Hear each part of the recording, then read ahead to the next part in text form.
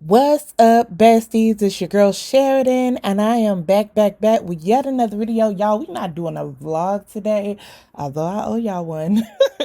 Today, we are talking about Nene Leak's interview with the Carlos King. Now, if you watched it, let's get into it. I didn't have time to review interview number one or part one. So part two came out today, and I just want to combine them and talk about overarching themes. Number one, I know a lot of people do not like Carlos because of Love and Marriage Huntsville. Honestly, they don't like him because he won't speak out against the allegations and the actions and the behaviors of Martell Holt. However, instead of looking at him from that lens, I am choosing to look at him for at the through the lens of being a producer on uh look Love and Hip Hop. Lord, can I get myself together? Jesus. A producer on Real Housewives of Atlanta, a legendary show. And yeah, he deserves the kudos for that. He definitely is a trailblazer, and so is that show. And honestly, I didn't realize how much of a trailblazer that show was. I knew it was on Bravo, but I didn't realize that as far as ensemble black shows, Real Housewives of Atlanta really kicked off everything, and I'm glad that Nene brought that point out in part one of this interview. But I will say that although this was, a monumental show in that genre, let me tell y'all, it was not the first. I feel like the first black ensemble reality show does not get as much credit and kudos as it deserves, as a lot of firsts in our community. But let me tell y'all what show that was.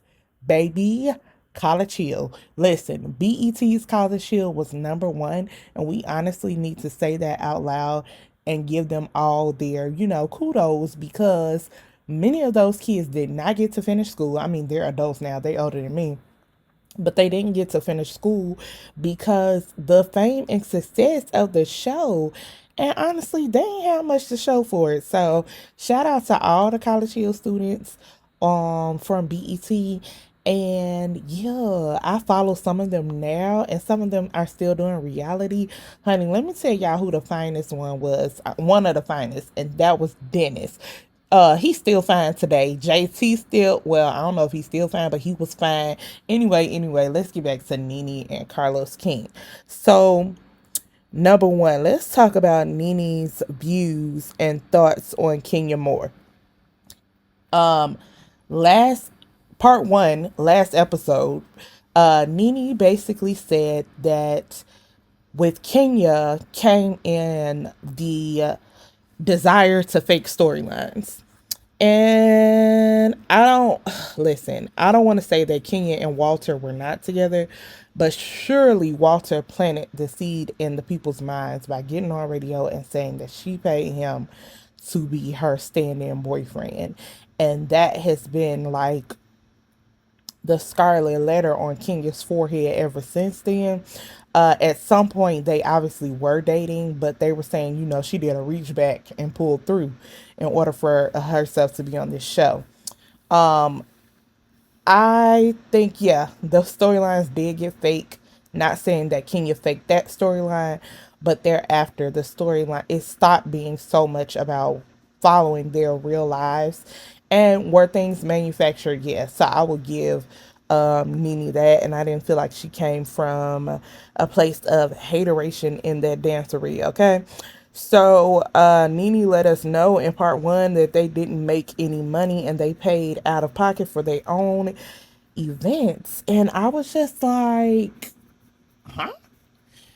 I I was stunned. I wasn't stunned, for them being lowballed at season one, but surely by season two, they should have been renegotiated their contracts, and they should have been, on top of the world at that point. They didn't really get the money until they asked for it, till they got together and got an attorney after season three. I think she said, or during season three. And I think that tells us all we need to know about Bravo as a network and about the entertainment industry. Honestly, y'all know that Atlanta was the number one show as soon as it hit, because the black audience is going, we gonna support our people, and you know, white people obviously watched it as well. And I feel like, you know, in entertainment, they will just let you be number one and not pay you. And it's so disgusting, that that is the fact. We did learn about Cynthia and her fanning out when she and Nene first met. Um, and she said that Cynthia wouldn't have made it on Housewives without Peter, and I feel like that is safe to say. She did make a statement that Cynthia tried to get her fired, and I would like to have the Carfax on that. I don't know that I believe that. Um, I because here's the thing, Nene. Nene said, although she tries to act like I tried to stop her bag, she's not acting. We definitely saw you on Watch What Happens Live, you know, saying that, you know, Cynthia didn't deserve to be on the show. So come on, Nene. I love you, but yeah. She did say that Peter was aggressive and loud, and I see that. I honestly feel like Nene and Peter are very similar in personalities. And I think that's why she didn't initially like Peter. Um, Now, kind of let's go on to part two, because everything else, you know, you can watch the show. She discusses who is a star and who's starless. And she made a statement about Kenya Moore, and I would like for us to discuss it down below. I am a Kenya Moore fan. I know that some people are not a Kenya Moore fan, and that is your prerogative, but you're not going to talk about me for being a Kenya Moore fan. Amen. Amen. And the reason why I'm a Kenya Moore fan is not just because of who she is on Real Housewives of Atlanta. I am a Kenya Moore fan because of the whole brand that is Kenya Moore. Prior to Real Housewives of Atlanta, I looked at Kenya as the Black Barbie. And so many other people did too. She's pageant winner. Is she Miss USA or Miss America? Oh Lord, don't let her get me together like she got Portia together. But anyway, she was graceful. Definitely know her for her acting career. And you know, people try to shade her for her acting career, but honestly, you cannot shade her. If Kenya played C characters, so did Nene. Nene was D characters. Okay. So I think Kenya deserves her kudos for parlaying her win as a pageant girl into a how many decades later career. We still know who Miss Kenya Moore is. Not only was she acting, she was also in plenty of music videos, and she was an entrepreneur. So even the thought of how people were coming for Kenya when she first came on this show, or even acting like she was broke when she was staying at that hotel, you know, the ghetto, Kenya ain't been broke, please, in years. Please stop. Just because you hear a rumor, don't make it true. Anyway, she said that Kenya was on her way to stardom, or she was a star. And Nene, in short, believes that the Real Housewives of Atlanta blemished Kenya Moore's star. And I am going to agree with her.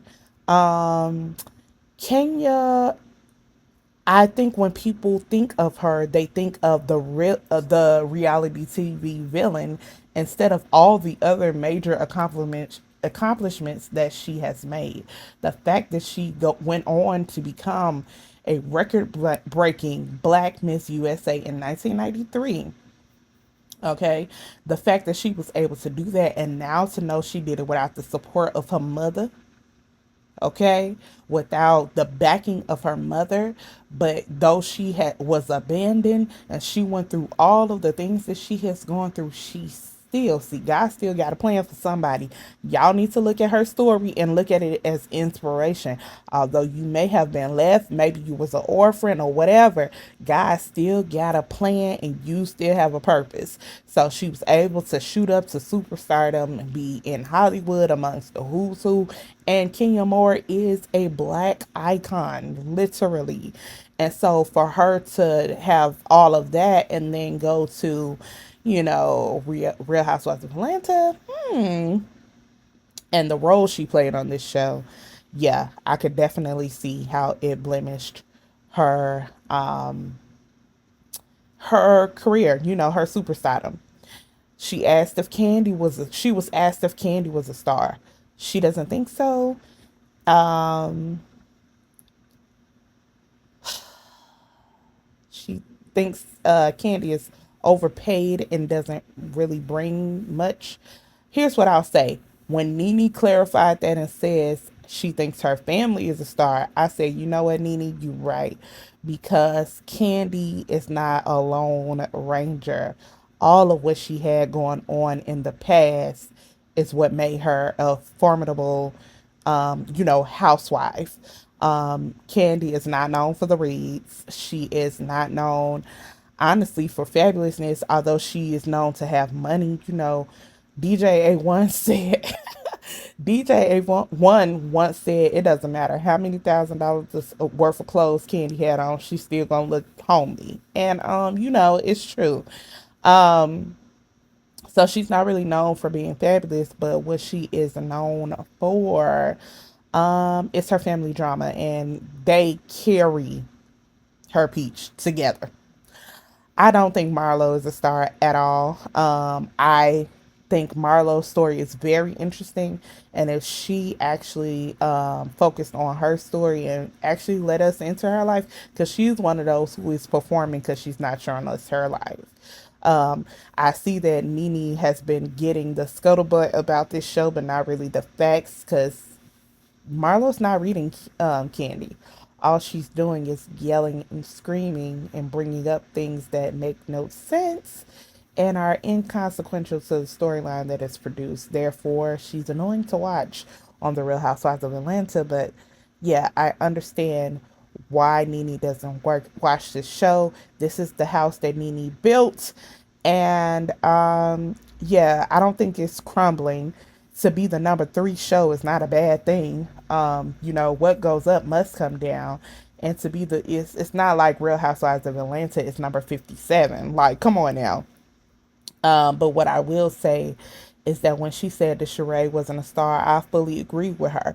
Who do you guys think on The Real Housewives of Atlanta are stars? Which ladies do y'all think are stars? You could talk about the ladies of the past and the ladies of the present. Who do you all think are stars, and who do you think are starless?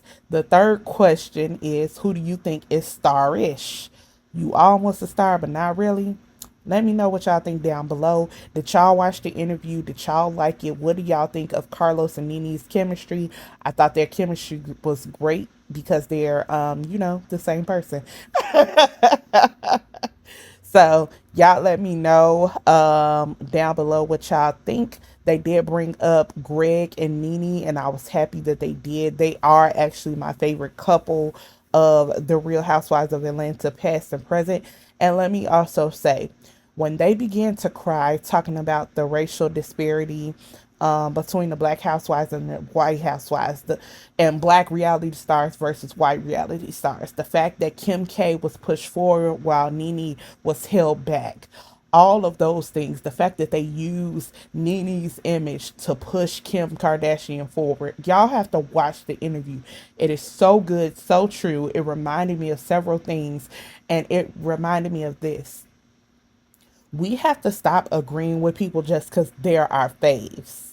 Okay? Nothing Nene has said, nothing Nene has done has been wrong as far as her relationship with Bravo. I understand her suing the network, y'all. The black housewives are not treated like their counterparts. And that's just a fact. We can see it. We can see it even on the show. You know, the difference between the way Kim was treated versus the way the black housewives were treated. They are treated like they have to be everywhere. You know, they have to do everything. Whereas Kim would come in with her red solo cup and leave. And she got a check and was rewarded with her own show. Okay? Now talk about that. Talk about that. Meanwhile, how many of these black housewives have pitched shows to Bravo and have seen nothing of it?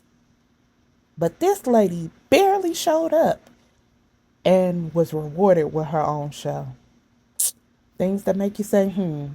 And I wish that it wasn't a case that people, just honestly I feel like people disagree with Nene or went against Nene because they didn't like her on the show. It's not about whether or not we liked her. It's what she's saying true. Can we prove it? I think that's a yes. And also, it sounds like she's still in litigations with Bravo. So who put it out there that the charges and everything had been dropped? Not charges, but the lawsuit had been dropped. Anyway, if y'all watched the interview, y'all let me know down below what you thought. I can't wait to see your thoughts. I love you all. Have a fantastic evening. Happy August. Bye.